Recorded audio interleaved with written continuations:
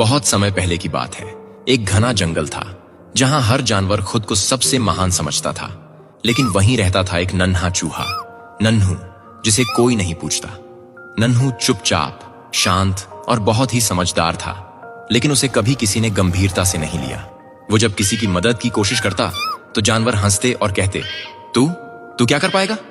एक दिन जंगल में हड़कंप मच गया। राजा हाथी, जंगल का सबसे बड़ा और ताकतवर प्राणी, एक गहरे दलदली गड्ढे में गिर गया। शेर, भालू, भेड़िए, सबने कोशिश की, लेकिन हाथी बहुत गहराई में था। रस्सियां खींची गईं, पेड़ गिराए गए, कुछ काम नहीं आया। तभी सबके बीच से नन्हू चूहा धीरे से आगे आया। सारे जानवर हंस पड़े। तू भी आया है हाथी को बचाने, चल जा यहां से। लेकिन नन्हू ने कुछ नहीं कहा। उसने गड्ढे की दीवार को ध्यान से देखा। वहां एक तरफ की मिट्टी थोड़ी नम और गीली थी।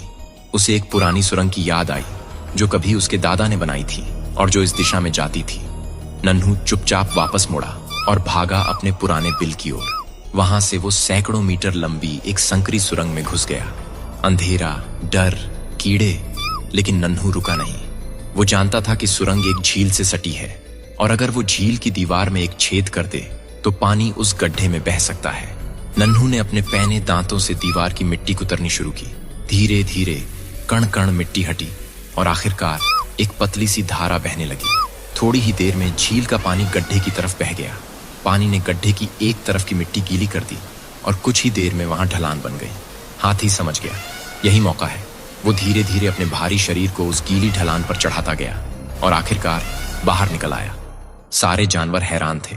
शेर बोला, ये कैसे हुआ? हमने तो सब कोशिश कर ली थी। तभी मिट्टी में से एक छोटी सी पूंछ हिली और बाहर निकला नन्हू चूहा, कीचड़ से सना लेकिन मुस्कुराता हुआ।